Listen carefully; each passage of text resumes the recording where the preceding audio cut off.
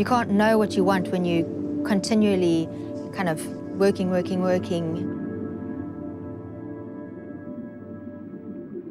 You need to slow down. Start with a hobby and see where it leads you.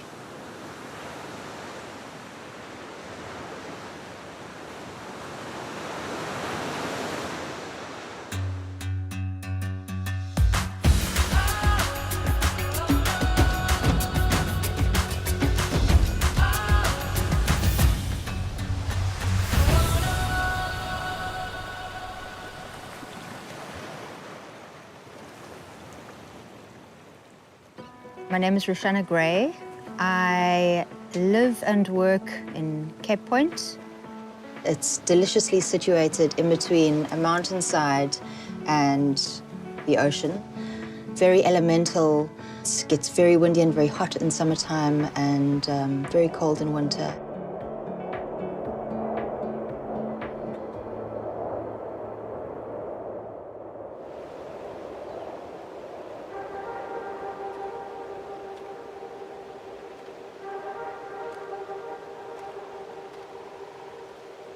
I would say I was floating. I was first working in retail, and then after that I was working quite extensively in the food industry, traveling from my home, which was a box, in a little car, which was a box, to a little office, which was a box. But really it was counting down the hours until the job was over, and then my life would begin. That wasn't living for me.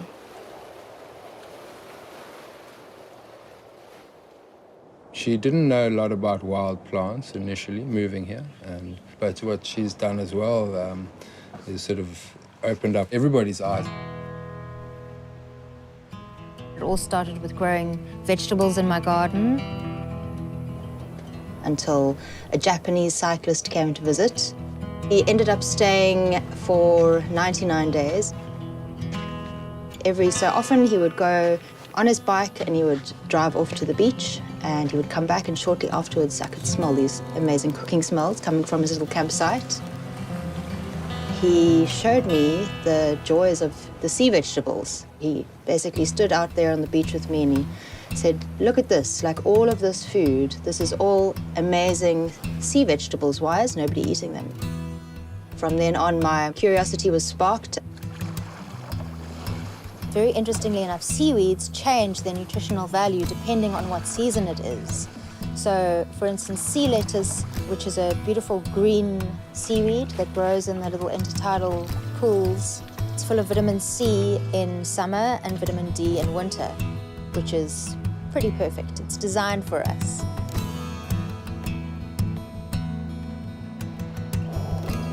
My interest in learning more of kind of tracking the edible landscape grew to such an extent that I couldn't keep it to myself anymore. When I first started, everybody thought I was completely crazy, and how could you possibly earn a living from going and collecting your food from the wild and showing people how to eat these weeds and things? And that's how the workshops were born.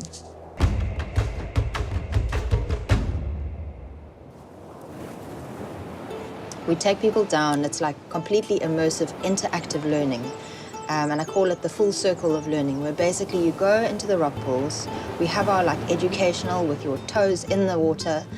And then you have your exploring time where we set everybody free on the rocks to go and be free and be childlike and just have fun and explore all the different rock pools. It's quite beautiful to watch the process that happens throughout the workshop of gaining knowledge in the rock pools. They'll pick something, then we'll go and prepare it. We'll process the ingredients. They'll start to be able to identifying all the different species, start to call it by its name, forming a little bit of a relationship with these ingredients.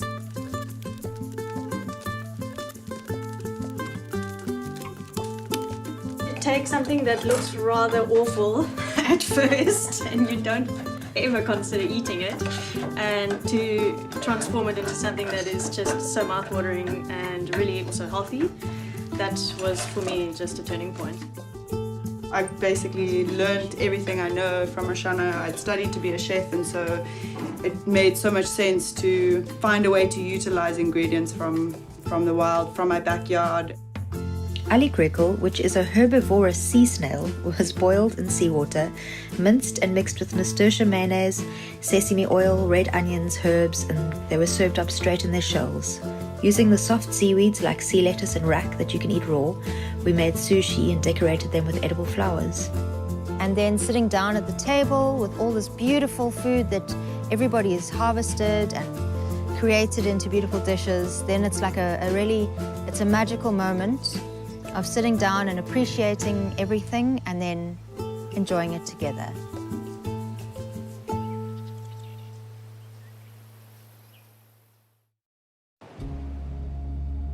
I'm proud of the fact that I've taken an idea and a thought, a very arty, romantic one, and it's kind of blossomed in its own way.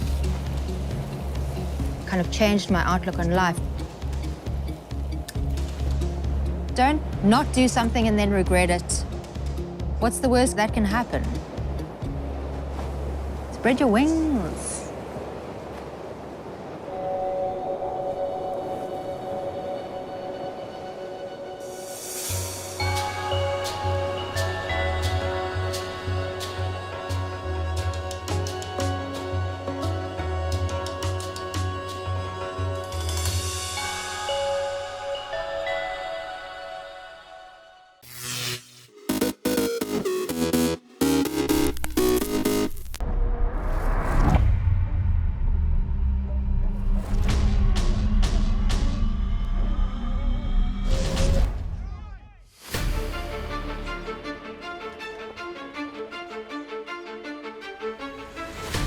Welcome to Super Tuesday here in Puerto Portales, Mallorca. It's the big showdown with the title on the line. It's really between Phoenix and Sled, just 2 points between them, 10-point gap back to Quantum Racing. Now for the finale, we've got a new breeze, we've got a Mistral northerly breeze blowing offshore. We might even see up to 23 knots. It's going to be a great showdown. Who's going to win? It's going to be a good day. It's a different breeze, so it'll be a different race course, and we're pretty comfortable in this stuff, so just go out there and give it a big shot. We're in Palma, offshore breeze, great. It's another day. Hopefully it's a good day. We will do everything to have a good results. So in this big showdown, the first race of the day, 17 to 20 knots of breeze blowing offshore. It's shifty, it's puffy, and everything to play for. Phoenix start in the middle of the line safely. Going out in the left, early on off the pin end of the line, we have Interlodge, Allegri and Platoon. Sled go right up the first beat. Now the first mark, it's Phoenix and Gladiator pretty much overlapped with Prevezza in third. Down the first run, while Sled go out to the left. So Phoenix jibe to cover and leave the front of the fleet, leaving Prevezza to go round and lead into the finish line. Phoenix get through in second, take an 8-point lead into the last race. So with that big lead, Phoenix just sail safely, but they make a solid start. Sled are over the start line in the meantime, and Allegri get nicely off the pin end of the line, lead out to the left, and Allegri jump away to a big lead. Phoenix sails safe, get round the course in second. So through the finish line, it's Allegri winning with Phoenix second, and winning the regatta, and Prevezza in third place, take third place overall. So in the end then, Phoenix winning on 25 points, in second Sled on 36, and Prevezza third on 42 points. Really nice to get a podium. We sort of felt we were knocking on having a good regatta this week, but we just kept making the odd mistake, and it was good just to try and finish it off in the last couple of days. We've had a really good run for the regatta and sailed pretty darn well, so that we're pretty happy. And the season standings after 3 regattas, well, Phoenix now leading on 94 points, second are Quantum Racing on 96, Platoon third on 117, Sled fourth on 123.5 points, and Allegra fifth on 136 points. Feels great. It's such an amazing team that Tony's got here, and it feels amazing to win and win comfortably with this team. Well, a full programme sailed in the end here in Puerto Portales. A good week of racing in light to moderate sea breezes, and a great finale with Phoenix coming out on top in the end.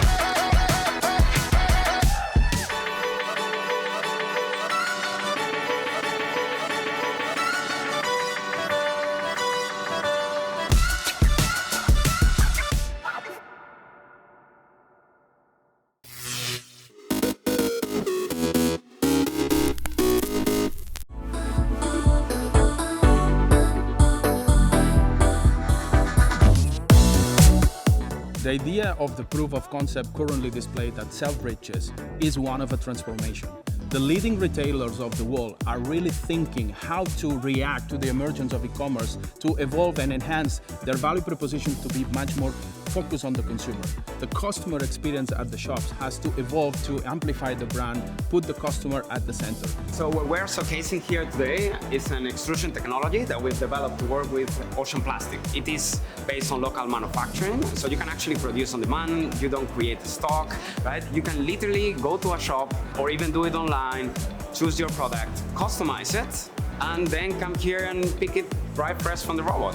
Theoretically, every piece of plastic ever made can be recycled. What we're doing is we're cleaning up. We're taking that trash back from nature, and the application that we're presenting is all about giving this material a new purpose and avoiding more plastic to being made.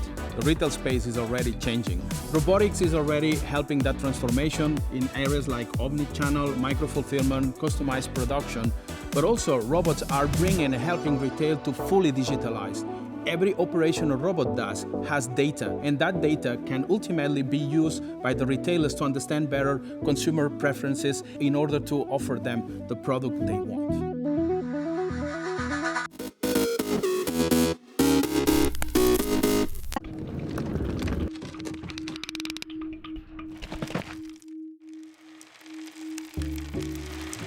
My name is Rachel Kofsky. I'm VP, International Senior Specialist of Handbags and Accessories at Christie's. For 100 years, Gucci has been synonymous with heritage, craftsmanship, and innovation. Now, Gucci has opened Vault, an experimental online space where visitors can acquire precious, vintage objects imbued with the rich history of the house.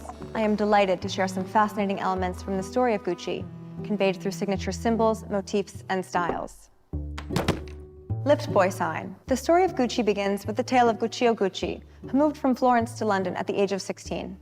Working as a lift boy at the Savoy Hotel, Guccio was inspired by the luxurious luggage of the sophisticated travelers there and dreamed of creating such magnificent pieces one day. In 1921, he opened his first shop in Florence, combining Tuscan craftsmanship with the refined taste of English aristocrats. Based on the label, we can date this waxed fabric shirt bag to the 1930s. The label features a lift boy holding two pieces of luggage, a proud reference to Guccio's former occupation. The Rinascimento motif. Pattern and repetition have always been important elements in the Gucci universe. The 1950s saw the creation of the Gucci Rinascimento motif, or Gucci Renaissance. The name and inspiration come from 16th century frescoes that have roots in Roman painting. This suitcase is reinforced with metal joists and is articulated with stitched leather, making it both aesthetic and functional. The stickers at the exterior recall the far-flung locations to which the suitcases journeyed. The Leonardo print. This beautiful suitcase is printed and hand-painted, and the flat knot and pomegranate ornamentation recalls 15th and 16th century velvets. GG monogram. The double G initials appeared in the house's collections at the end of the 1960s in homage to founder Guccio Gucci and became a distinctive motif of the brand. This example is a 1960s fabric hat box, a piece of luggage created for jet-setters of the time. Bombay effect. The distinctive domed and polished effect of this 1970s Lycée crocodile bag is a result of very specialized craftsmanship techniques that have been passed down to Gucci artisans today and is known as the Bombay effect. In the house's Florentine workshop, Gucci bags were assembled by hand by one craftsman. The process could involve up to 10 hours and 100 pieces. The hardware is made of 1 gold micron obtained in a 24-karat gold salt bath. The use of gold is also a hallmark of the Gucci universe. Leather suitcase. This very rare late 1930s suitcase is crafted from one of the first materials used by Gucci. The cuoio grasso leather was first used for tack and saddles. The expert method results in a soft, smooth, and flexible leather with an extraordinary resistance to scratches. The finished product is distinctively Gucci. Jackie bag. This model was first seen in 1961 and is now referred to as the Jackie 1961. It is crafted from brown suede with the iconic green, red, green fabric web stripe. This original model is available on Gucci Vault and provides a unique opportunity to acquire a piece of fashion history. The bamboo bag. The house's Florentine artisans found that by burning cane sticks by hand over an open fire. They could mold the lightweight and durable bamboo into a curvilinear shape, perfect for the top handle of a bag. This model, code 0633, was created in 1947 and features a bamboo turn-lock closure. This exemplar from the vault is an original model from the 1960s that has been updated by the house with a two-tone woven leather strap, making this piece truly one of a kind. Clutch with interlocking G hardware. Gucci in the 1970s immediately conjures visions of the disco era. The bag was first seen in the Artisan's Notebook from 1969 to 73. Vault offers collectors the opportunity to acquire this covetable 1970s clutch in a brown suede square GG motif. The number 33 is stamped in the interior, identifying the craftsman who made the bag. Horsebit. Harking back to Gucci's equestrian-inspired heritage, the double ring and bar horsebit hardware is an icon that has endured through the decades. First appearing in 1953, the horsebit traveled from loafer to handbag, and to this day represents one of the most recognizable symbols in luxury. This handbag is the precursor to the house's beloved Gucci Horsebit 1955 line. In the year of its centennial, Gucci has opened Vault, giving collectors and enthusiasts alike the opportunity to acquire a piece of the house's history. The online concept store and the precious objects it holds are a testament to the importance that Gucci places on its archive and archival elements and their ability to captivate decade after decade.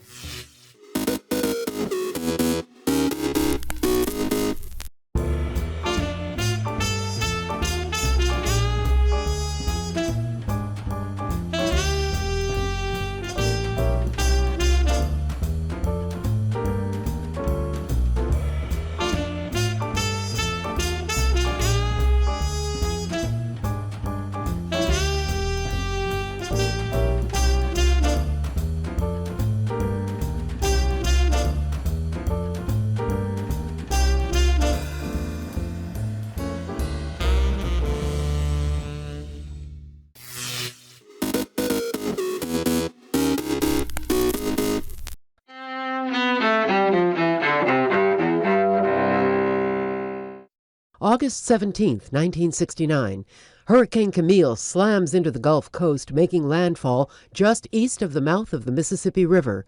The Category 5 storm kills more than 250 people, more than 35 years before Hurricane Katrina devastates the region. 1998. They did not constitute sexual relations as I understood that term to be defined.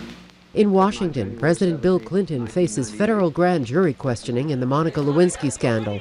That's where he finally admits his past relationship with the former White House intern.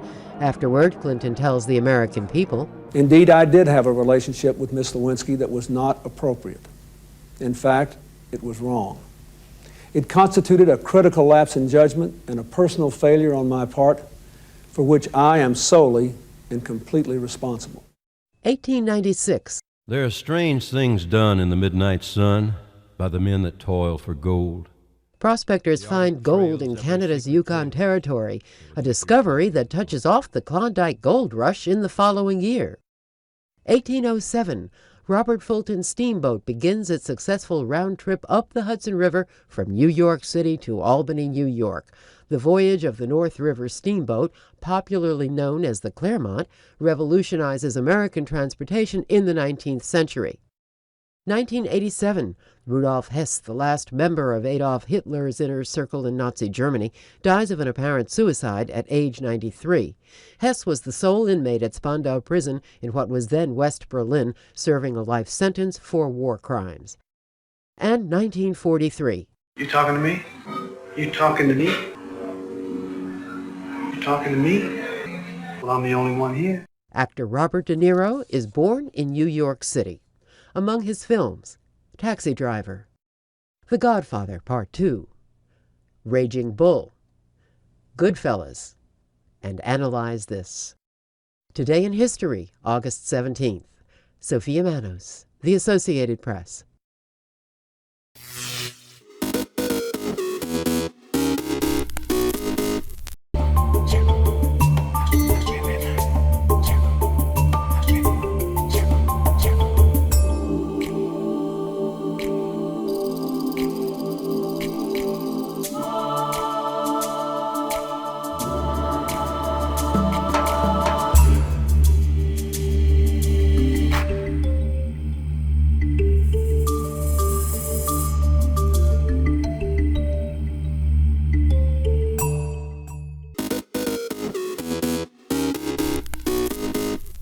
Welcome back in our studio, and in today's news,